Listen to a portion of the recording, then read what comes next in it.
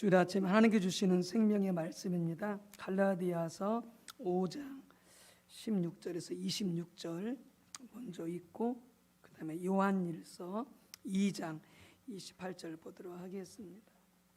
먼저 읽을 말씀은 갈라디아서 5장 16절에서 26절입니다. 308쪽입니다. 함께 교독하도록 하겠습니다. 내가 이르노니 너희는 성령을 따라 행하라. 그리하면 육체의 욕심을 이루지 아니하리라.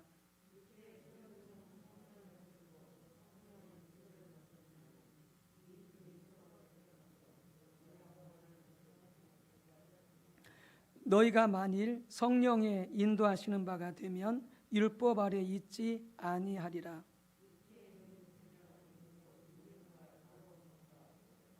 우상 숭배와 주술과 원수 맺는 것과 분쟁과 시기와 분냄과 당짓는 것과 분열함과 이단과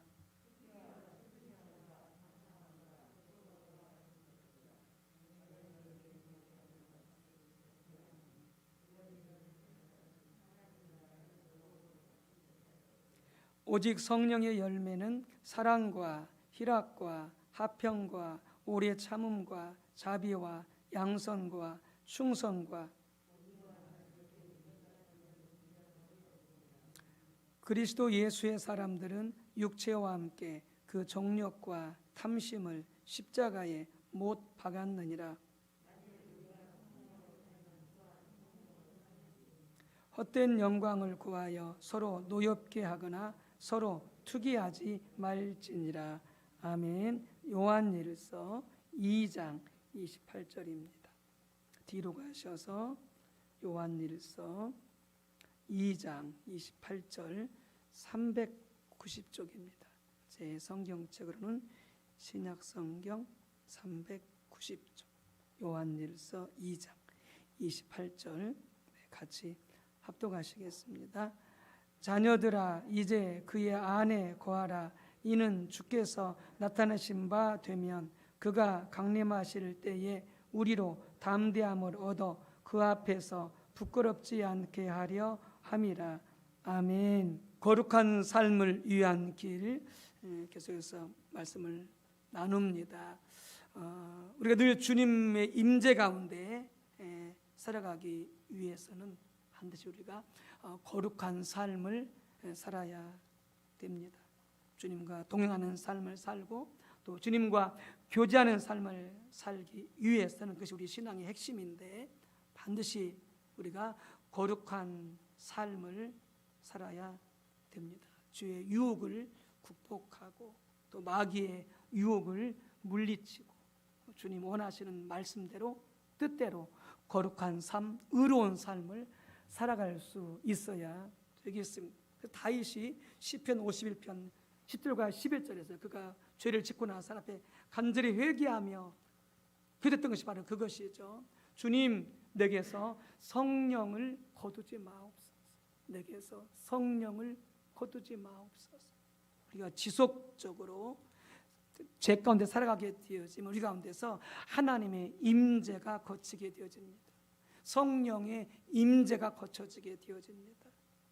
그래서 다윗이 자신에게서 하나님이 떠나가 버리시면 성령이 떠나가 버리시면 자기 삶은 아무것도 아니기 때문에 간절히 회개하면서 자신을 용서하시고 깨끗하게 하시고 다시 하나님의 임재가 성령을 부어주시도록 그렇게 간절히 기도하고 있는 것이죠.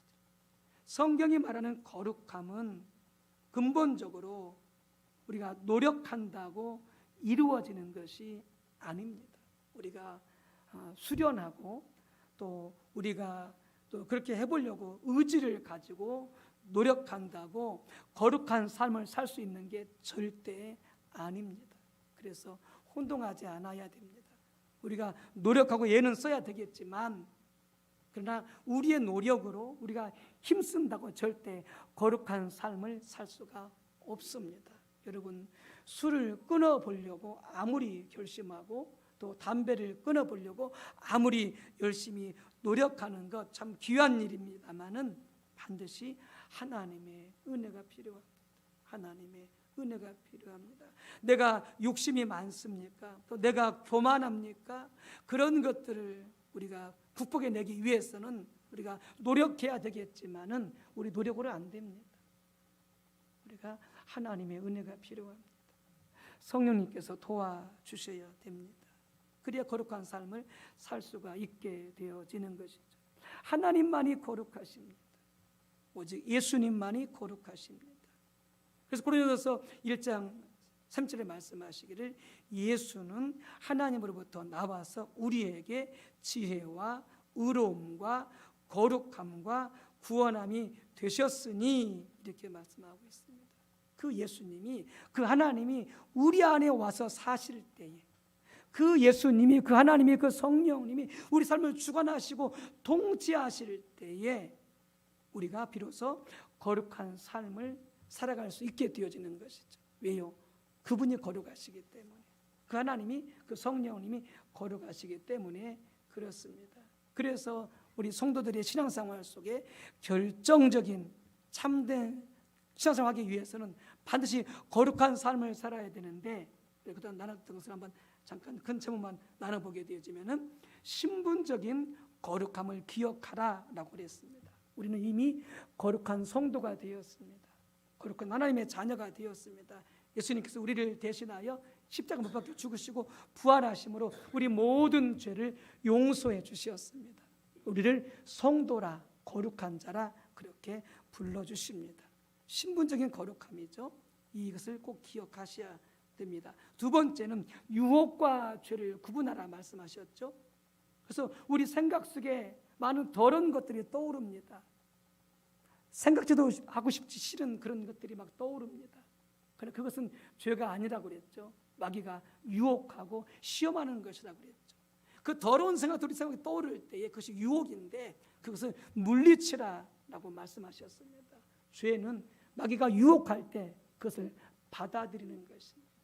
생각으로 즐기고 그리고 더 나가서 행동으로 옮기게 되어지는 것이죠.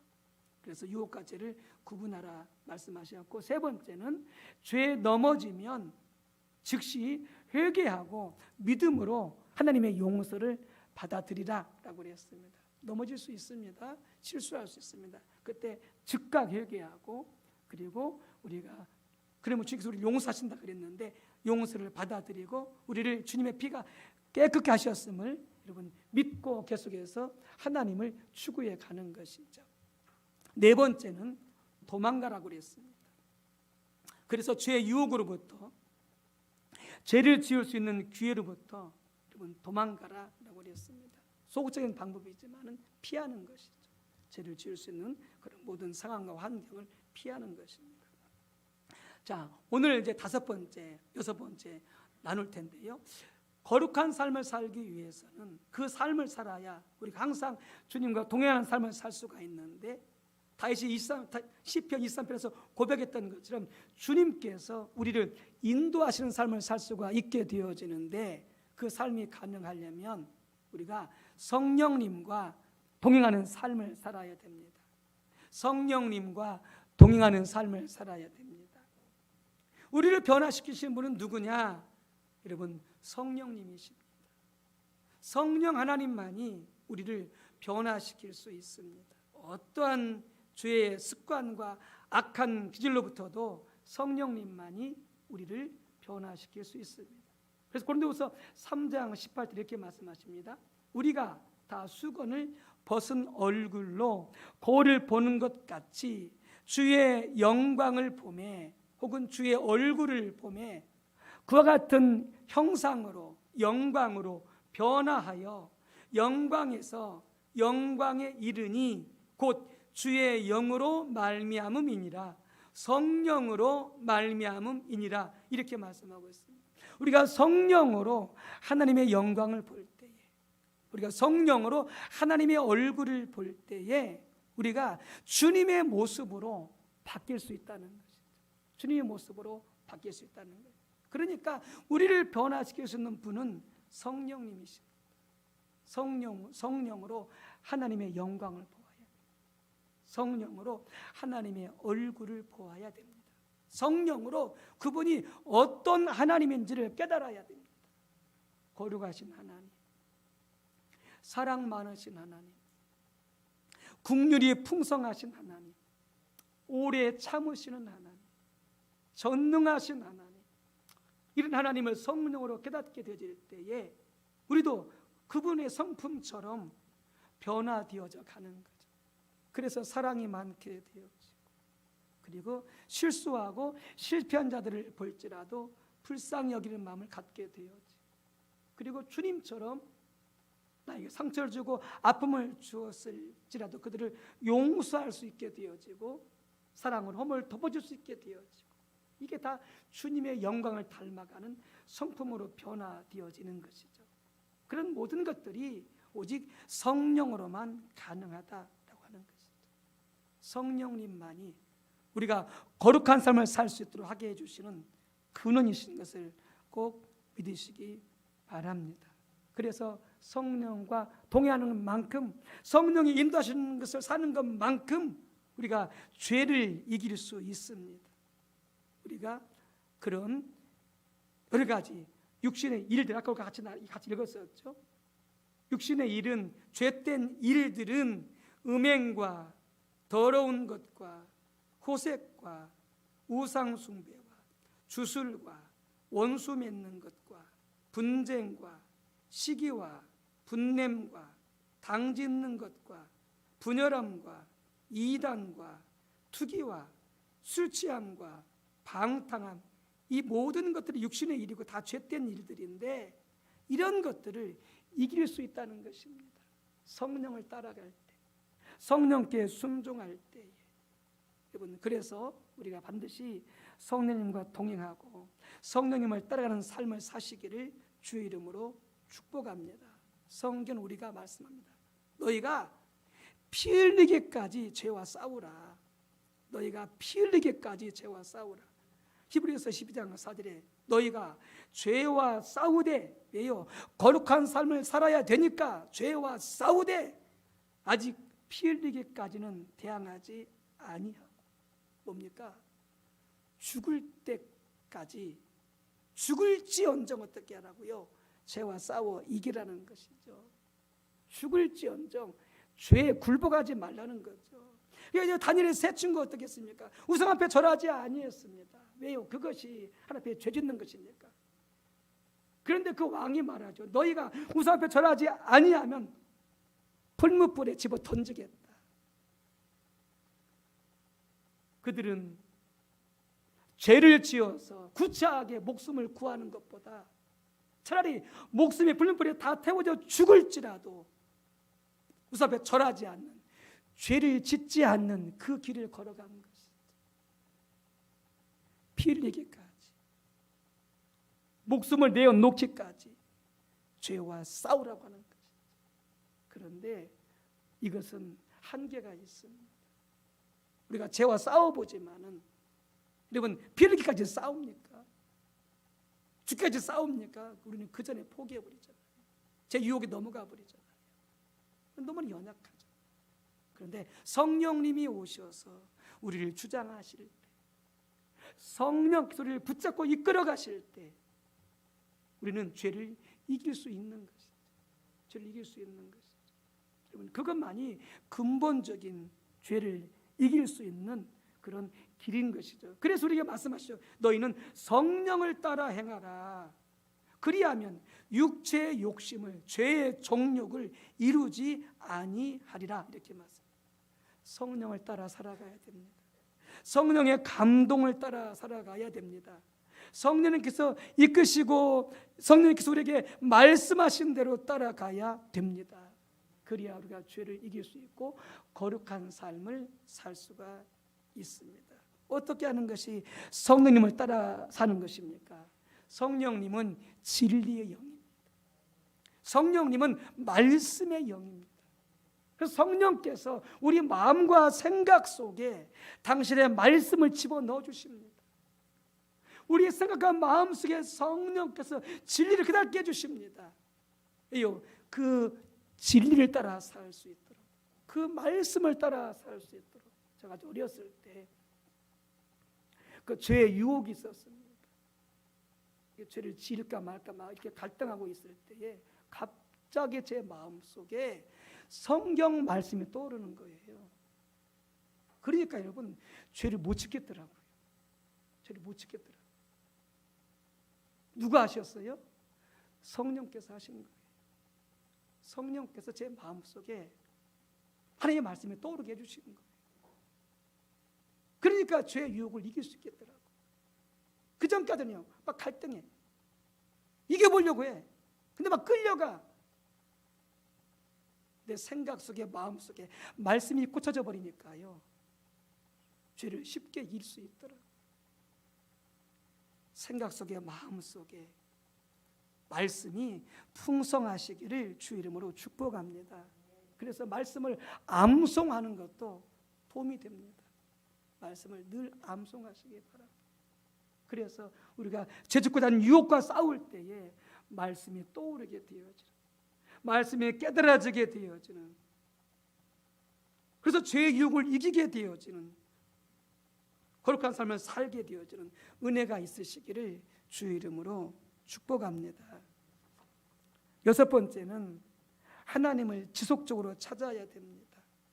죄를 극복하고 거룩한 삶을 살기 위해서는 지속적으로 하나님을 찾아야 되고 지속적으로 하나님의 얼굴을 구해야 됩니다. 앞에서 말씀드렸던 것처럼 우리 노력으로 거룩한 삶을 살 수 없습니다. 죄를 이길 수가 없습니다. 우리 노력으로 죄를 이겼다 할지라도 여러분 두 가지 중에 한 가지에 빠지게 됩니다. 하나는 뭐냐? 우리 노력으로 죄를 이겼을 때에 하나는 영적 우월감에 빠집니다. 영적 우월감에 빠지게 되어집니다. 그래서 그렇게 살지 않는 다른 성도들을 바라보면서 어떻게 하냐? 정죄하고 비판하고 판단하게 되어집니다. 그리고 자신은 거룩한 삶을 살고 있다고 자부심을 갖게 되어집니다. 결국 거룩한 삶을 살았지만 또 죄에 빠지는 것이죠. 뭘로요? 영적 우월감으로, 교만함으로. 남이 실수하고 실패하고 죄된 것을 볼 때에 비판하고 판단하고 정죄의 마음이 올라오게 되어지면 이런 걸 반드시 물리쳐야 됩니다. 왜 그러느냐? 영적 교만 때문에 그렇습니다. 자신은 그렇지 않다는 거죠. 발생과 똑같습니다. 나는 저 세리와 같지 않습니다. 하나님, 저 세리는 죄가 많습니다. 나는 적어도 저 세리와 같이 살지 않습니다. 나는 깨끗합니다. 왜 그래요? 자기는 그런 삶을 살았다는 거죠. 말씀을 지키며 살았다는 것이죠. 자기는 정죄가 어렵다는 것이죠. 왜 그런지 아십니까? 자기 노력으로, 자기 행위로 그렇게 말씀을 지키면서 거룩한 삶을 살게 되어지면 그런 영적 교만에 빠지게 되어지는 것이죠. 영적 교만, 영적 우월감. 그런데 남이 실수하고 남이 실패하고 남이 죄를 지었을지라도 그를 바라볼 때 국률한 마음으로 바라보는 자들은 뭐냐? 그가 압니다. 하나님의 은혜를 아는 자입니다. 자신도 하나님의 은혜가 없이는 죄에 짓는 자인 것을 아는 것이죠. 남을 판단하지 않습니다. 남을 비판하지 않아, 남을 욕하지 않습니다. 그들이 어떤 실수를 했을지라도. 왜요? 자기도 똑같이 그 사람과 연약한 하나님 앞에 동일한 죄인인 것을 알기 때문에 비판하고 판단하지 않습니다. 반대로 자기 노력으로 거룩함을 이룬 자들은 말씀을 못 지켰을 때 어떻게 합니까? 상습적인 죄책감에 빠지게 되어집니다. 그리고 자책하게 됩니다. 내가 목사인데 내가 어떻게 이런 죄를 지을 수가 있나? 내가 장로인데 내가 어떻게 이런 창피한 할 수가 있는가? 그러면서 자책하게 되어지고 마귀의 종죄에 빠져가지고 막 헤매이고 있습니다. 자기가 어떤 자인지를 모르는 거죠. 철저한 죄인인 거죠. 하나님의 은혜가 없이 살 수 없는 자를 모르는 거죠. 여러분, 둘 다 뭐냐? 다 율법주의입니다. 절대 그런 것을 통해서 우리가 거룩한 삶을 살 수가 없는 것이죠. 여러분, 우리는 철저히 그렇기 때문에 하나님을 찾아야 됩니다. 내가 주인인 것을 분명히 인식하고, 연약한 것을 분명히 인식하고, 우리는 날마다 간절히 하나님을 찾고 하나님의 얼굴을 구해야 되는 것이죠. 예배를 통해서, 기도와 말씀을 통해서. 왜요? 아까 말씀드렸던 것처럼 그분만이 거룩하십니다. 하나님만이 거룩하십니다. 예수님만이 거룩하십니다. 그분을 찾을 때 그분이 우리를 찾아오십니다. 하나님을 찾을 때 그분이 우리 가운데 임재하십니다. 그분을 찾을 때 그분이 우리 가운데 거하시게 되어지는 것입니다. 그래서 그분을 찾게 되어질 때 내가 깨닫게 되어지는 것입니다. 내 마음속의 동기가, 자세가 옳지 못했던 것을, 주님을 찾을 때, 하나님을 찾을 때 내 마음속에 숨겨진 죄들이 드러나게 되어지는 것입니다. 그래서 회개하게 되어지고, 내가 용서받게 되어지고, 하나님의 은혜를 받게 되어지고, 그 다음에 우리가 어떻게 됩니까? 그런 죄를 이길 수 있는 힘을 받게 되어지는 것이죠. 그래서 거룩한 삶을 살 수 있게 되어지는 것이죠. 하나님을 찾지 않으면 내 안에 탐심이 있고, 내 안에 음란이 있고, 내 안에 악독이 있고, 내 안에 용서하지 않는 죄와 시기가 있고, 질투가 있고, 내 마음속에 상대방을 미워하고 있는 그런 죄들이 보이지 않아요. 하나님을 찾지 않으면.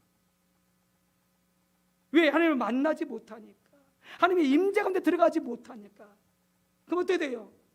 자기는 착한 줄 알아, 자기는 의로운 줄 알아, 자기는 겸손한 줄 알아, 자기는 욕심이 없는 줄 알아. 왜요? 하나님이 안 보이니까, 하나님을 못 만나니까. 만나고 보니까 내가 겸손한 게 아니에요. 교만해요. 하나님을 만나고 보니까 내가 욕심이 없는 것이 아니라 내가 얼마나 욕심이 많은 자인지를 몰라요. 하나님을 만나고 보니까 내가 정결한 자가 아니라 내가 얼마나 음란의 유혹에 넘어가는 자인 줄 알게 되어지는 것이지. 꼭 여자와 남자와 잠자리만 하면 음란합니까? 성 그렇게 말씀하고 있지 않습니다. 생각으로, 마음으로 여자만 품기만 해도, 남자만 품기만 해도 그것이 음란이라고 그랬습니다. 음란한 그림만 보는 것도 그것도 음란입니다. 이게 보이지 않아요. 주님 찾지 않으면. 주님을 찾을 때, 간절히 그분을 구할 때에 주님이 오셔서 우리 옳지 못한 모든 마음의 자세와 동기, 옳지 못한 태도, 우리 마음에서 숨긴 모든 죄들을 다 들추어 내시는 것이죠. 그래서 회개하고 용서받고 깨끗해지게 되어져, 다시 은혜를 구해서 죄와 싸워 이겨나갈 수 있게 되어지는 것이죠. 그렇게 거룩한 삶을 우리가 하나씩 살아갈 수 있게 되어지고, 한 단계씩 한 단계씩 더 죄를 이겨나갈 수 있게 되어지는 것이죠. 여러분, 그렇기 때문에 거룩함은 어떤 우리 행위가 아닙니다. 우리 노력이 아닙니다. 거룩함은 하나님과의 관계입니다. 예수님과의 관계입니다. 성령님과의 관계입니다. 그래서 부지런히 하나님을 찾고 예수님을 찾고 성령님을 찾아 그분을 만나야 됩니다. 그분과 대화해야 됩니다. 그분께 말씀드려야 됩니다. 내 죄를 깨닫게 해달라고, 내 불의함을 깨닫게 해달라고, 나 연약함을 깨닫게 해달라고 간절히 주님을 찾고 구할 때에 그분께서 우리 안에 오셔서 깨닫게 해주실 줄로 믿습니다. 그래서 요한일서 2장 28절에 말씀하는 거죠. 자녀들아, 이제 그의 안에 거하라. 주께서 나타나신 바 되면 그가 강림하실 때에 우리로 담대함을 얻어 그 앞에서 부끄럽지 않게 하려 함이라. 주님 안에 거할 때, 주님을 찾을 때 우리는 부끄럽지 않게 주님을 만날 수 있게 되어지는 것이죠. 그래서 지속적으로 주님을 찾아야 되는데, 여러분들 우리가 기억할 것은, 우리가 죄를 짓는 것은, 여러분들 죄에 넘어지는 것은요, 여러분 그것은 증상이다라고 하는 거예요. 우리가 감기 걸리면 콧물 흘리지 않습니까? 콧물은요 증상이에요. 증상. 감기 증상이에요. 근본은 뭐예요? 감기죠. 감기. 감기가 나야 콧물 안 흘립니다. 마찬가지요. 우리가 죄를 짓는 것은 뭐냐? 증상이에요. 증상. 근본적인 문제는 뭐냐? 내가 하나님을 찾지 않는 거예요. 내가 하나님을 떠나 있는 거예요. 그게 근본적인 문제예요. 하나님을 떠나니까, 하나님을 찾지 않으니까 증상이 나타나는데 그 증상이 뭐냐? 내가 죄에 넘어지게 되어지는 거예요. 여러분 다윗이요 보세요. 다윗이 그렇게 하나님을 간절히 찾던 다윗이 언제부터 하나님을 찾지 않습니다. 하나님을 구하지 않습니다. 영적으로 게을러졌어요. 예배하지 않습니다. 기도하지 않습니다. 다시 신앙적으로 게을러졌어요. 그러는 중에 그가 이제 집의 옥상에서 밖을 내려보다가 밧세바를 발견하게 되어진 거예요. 그가 목욕하고 있는 것을 보게 될 때 너무나 아름다운 거예요. 그리고 어떻게 해서 유혹에 넘어가 버린 거죠. 죄를 지은 거예요. 죄에 넘어진 게 문제가 아니라 다윗은 이미 어떻게 했어요? 하나님을 찾지 않았어요. 하나님 앞에 예배하지 않았어요. 하나님 앞에 나오지 않았어요. 그게 문제예요. 그게 근본적인 문제라고요. 그러니까 제 유혹이 할 수도 어떻게 해요? 타협하고 쉽게 넘어져 버리는 것이죠. 여러분 지속적으로 하나님을 찾으시기를 주의 이름으로 축복합니다. 그래서 하나님 안에 거하는 가운데 어떤 유혹도 담대하게 이겨나가시는 놀라운 축복이 있으시기를 주의 이름으로 축복합니다.